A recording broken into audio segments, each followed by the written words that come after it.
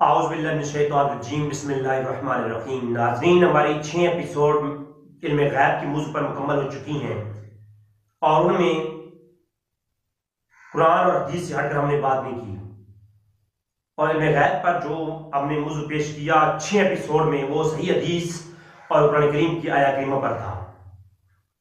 ناظرین، آج علوم خمسہ کو تھوڑا سا ٹچ کر کے ہم گزریں گے، اور علوم خمسہ پہ جو اعتراض کیا جاتا ہے کہ حضور اکرم صلی اللہ علیہ وسلم کو علوم خمسہ نہیں معلوم تھے اور اللہ کی ذات کے علاوہ کوئی نہیں جانتا، تو اس پر بھی انشاءاللہ اگلی ایپیسوڈ ہماری آ رہی ہے، ایپیسوڈ نمبر 7 میں انشاءاللہ بات کریں گے اس پہ۔ آج کچھ صحیح بخاری اور مسلم کی روایات لیں گے اور دیکھیں گے کہ حضور اکرم صلی اللہ علیہ وسلم نے کھلا چیلنج دیا منافقین کو کہ جو پوچھنا چاہتے ہیں پوچھ لو، اور ہر قسم کے سوال کیے گئے حضور پر۔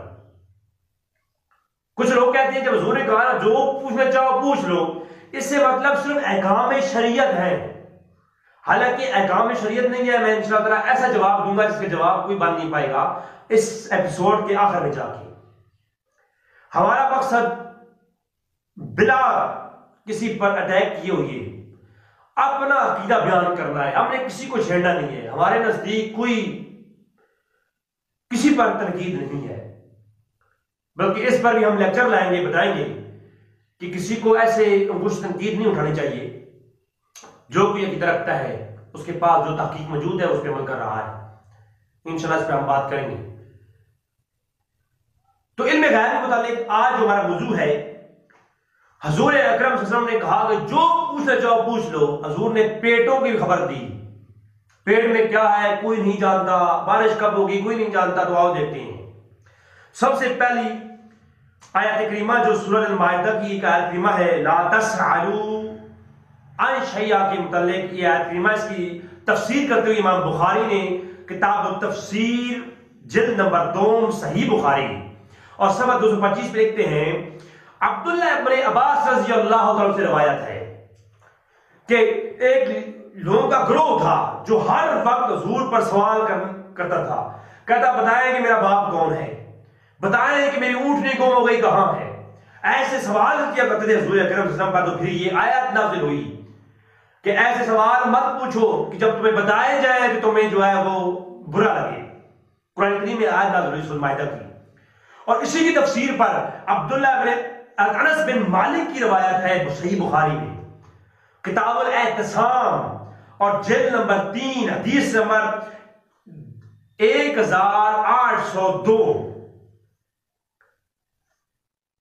حدیث شریف موجود، جلد نمبر 3 کے اندر کتاب الاعتصام کے اندر صحیح بخاری۔ اور حدیث کیا ہے کہ انس بن مالک روایت کرتے ہیں اسی آیت کا کہ ایسے سوال مت کرو، لا تسألوا عن شیء کے اس آیت کی تحت اس کی تفسیر کرتے ہوئے انس بن مالک کہتے ہیں کہ ایک شخص نے کہا کہ اے اللہ کے نبی میرا باپ کون ہے؟ تو آپ نے فرمایا تیرا باپ فلاں ہے۔ قال رجل یا نبی اللہ من ابی؟ قال ابوک فلان، تمہارا ابو فلاں ہے۔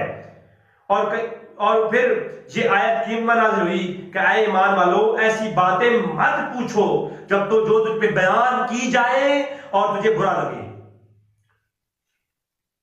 اور کہا جاتا ہے کہ اسی طرح ایک اور سوال کیا گیا تو حضور نے فرمایا تیرا باپ فلاں کا غلام ہے، حالانکہ اصل میں وہ باپ اس کو کوئی اور تھا، اس کی ماں کی شادی کسی اور سے ہوئی تھی اور اس کا باپ کوئی اور نکلا۔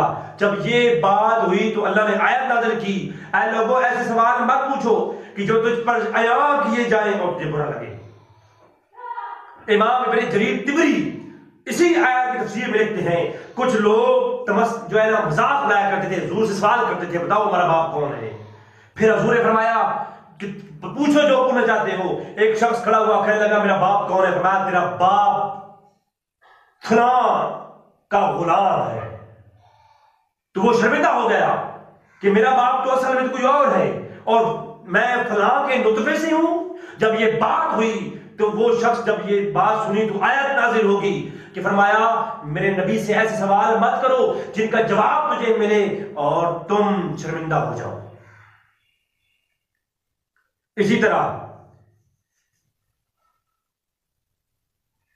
ابو موسیٰ عشری کی روایت میں ایک اور قسم کے الفاظ موجود ہیں جس کو روایت کیا امام بخاری نے صحیح بخاری کی کتاب العلم میں،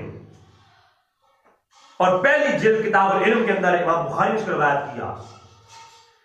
نبی کریم صلی اللہ علیہ وسلم نے فرمایا،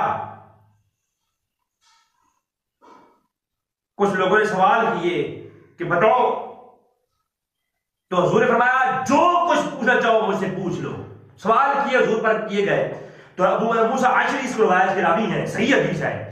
جب کہا کہ حضور نے فرمایا جو پوچھنا چاہو مجھ سے پوچھ لو، تو ایک شخص کھڑا ہوا، کہنے لگا میرا باپ کون ہے؟ تو حضور نے فرمایا تیرا باپ حذیفہ ہے۔ پھر وہ خوش ہو گیا کہ اس کا باپ حذیفہ ہی تھا، وہ بیٹھ گیا۔ پھر ایک دوسرا شخص کھڑا ہوا، انہوں نے فرمایا بتائیں میرا باپ کون ہے؟ حضور نے فرمایا تیرا باپ شیبہ کا غلام سالم ہے۔ وہ شرمندہ ہو گیا کہ اس کا باپ تو یہ تھا ہی نہیں۔ تو جب یہ بات ہوئی کہ اس نے کہا کہ یا رسول اللہ میرا باپ تو کوئی اور ہے، فرمایا نہیں تیرا باپ شیبہ کا غلام سالم ہے۔ جب یہ بات یہ معاملہ حضرت عمر فاروق بیٹھے تھے، انہوں نے دیکھا کہ حضور جلال کی صورت میں ہے، حضور کی جو چہرہ مبارک ہے وہ جلال میں ہے، اور حضور نے ناراضگی کا اظہار فرما رہے ہیں کہ ایسے سوال پوچھ رہے ہو۔ تو حضور نے فرمایا جو سوال کرنے شروع کرو میں جواب دوں گا۔ جب یہ عالم عمر فاروق نے دیکھا تو گھبرا گئے، گھبرا کر کہا یا رسول اللہ ہم اللہ کی برگاہ میں توبہ کرتے ہیں۔ یہ صحیح بخاری کی روایت میں نے پیش کی کتاب العلم سے۔ اور پھر صحیح بخاری کے اندر ایک اور روایت امام بخاری لائے ہیں، اس کے انس بن مالک راوی ہیں، اور اس کو کتاب العلم میں ہی روایت کیا امام بخاری نے صحیح بخاری کی پہلی جلد کے اندر۔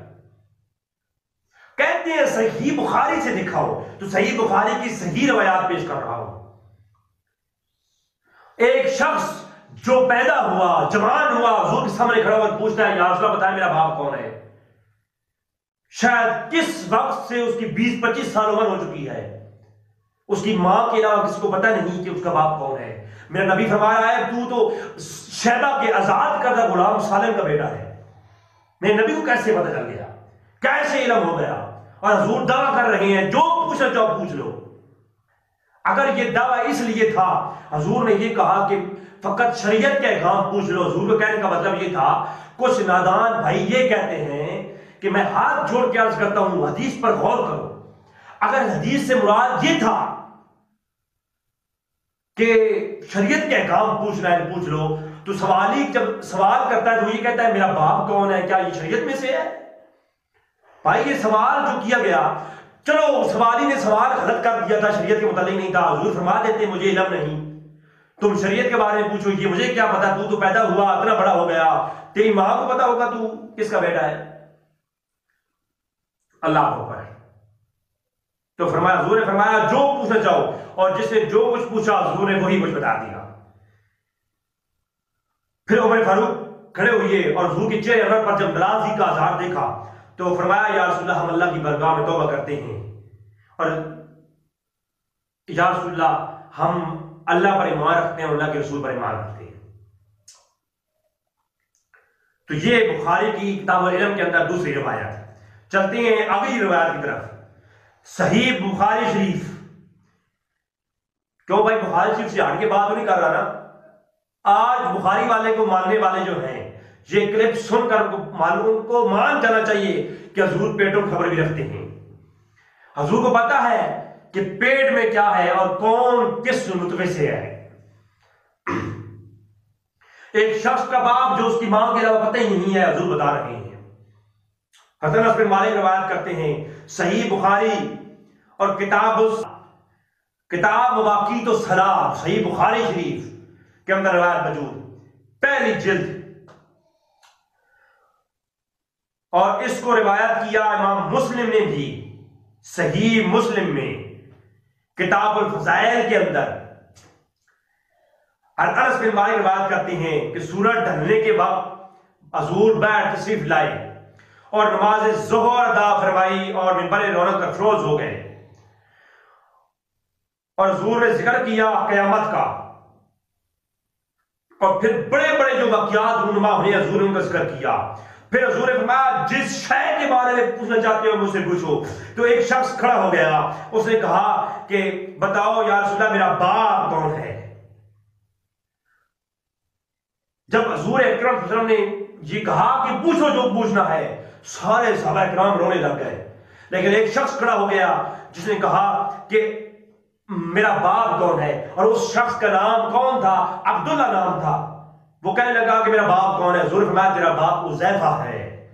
تو وہ خوش ہو گیا، بیٹھ گیا، اور وہ عبداللہ ابن حذیفہ تھے، انہوں نے جب سوال کیا وہ بیٹھ گیا۔ پھر ایک اور شخص کھڑا ہوا، حضور نے بتایا تیرا باپ فلاں ہے۔ جب یہ بات ہو چکی، حضرت عمر فاروق نے عرض کی یا رسول اللہ، ہم اللہ پر ایمان رکھتے ہیں اور اسلام کو سچا دین مانتے ہیں، اور اے نبی آپ کو اللہ کا نبی مانتے ہیں، اور حضور صلی اللہ علیہ وسلم نے سکونت اختیار فرما دی۔ حضور خاموش ہو گئے۔ پھر حضور نے فرمایا میرے سامنے اس دیوار پر جنت بھی پیش کی گئی تھی، جہنم بھی پیش کی تھی، میں نے جہنم کا بھی نظارہ کیا ہے، میں نے جنت کا بھی نظارہ کیا ہے، جہنم اور جنت کو بھی دیکھ لیا ہے۔ یہ صحیح بخاری ہے، یہ شان ہے نبی کریم کی۔ اور ایک روایت میں آتا ہے حضرت حذیفہ گھر گئے تو آپ کی والدہ کو یہ بات کسی نے بتائی کہ آپ کے بیٹے نے حضور سے سوال کیا ہے کہ میرا باپ کون ہے۔ تو آپ کی والدہ کہنے لگی اے حذیفہ بیٹا تم کتنا نالائق ہے، کیسا سوال پوچھا ہے، تجھے پتہ نہیں دور جاہلیت کے اندر عورتوں کے ساتھ کیا سلوک ہوتا تھا، اگر مجھ سے کوئی ایسی غلطی ہوئی ہوتی تو آج میں کتنی شرمسار ہوتی جب تیرے نبی بتا دیتے کہ تو اپنے باپ کا نہیں کسی اور کا ہے۔ یہ تو شکر ہے اللہ کا کہ تو حذیفہ کا بیٹا ہے، اگر دور جاہلیت میں ہمارے ساتھ جو ظلم ہوتے تھے ان کی وجہ سے تو کسی اور کا بیٹا ہوتا اور تو منسوب کسی اور کے ساتھ ہوتا، اور حضور تیری اصل بات بتا دیتے تو میں کتنی شرمسار ہوتی۔ اے حذیفہ تو کتنا نالائق ہے، ایسے سوال کرتا ہے۔ تو یہ صحیح بخاری پیش کر رہا ہوں۔ حضور کیسی خبریں دیتے ہیں، اسی کو کہتے ہیں غیب کی خبریں۔ اب اگر آپ کہیں کہ اللہ نے بتایا تو بھائی ہمارا بھی تو یہی عقیدہ ہے کہ اللہ نے بتایا ہے حضور کو ایسی خبروں کے بارے میں، جو غیب کے حضور جتنی خبر دیتے ہیں وہ اللہ کی عطا سے تو ہے، ہمارا یہی عقیدہ ہے۔ آگے چلتے ہیں، انس بن مالک سے ایک اور روایت موجود جس کو روایت کیا امام بخاری نے کتاب الاعتصام کے اندر، اسی کی طرح کی اس کو روایت کیا امام احمد بن حنبل نے المسند کے اندر، امام بخاری کی استاد امام احمد بن حنبل کی المسند کی جلد نمبر 3 ہے اور صفحہ 162 ہے، اور بخاری کتاب الاعتصام ہے اور جلد نمبر 2 ہے۔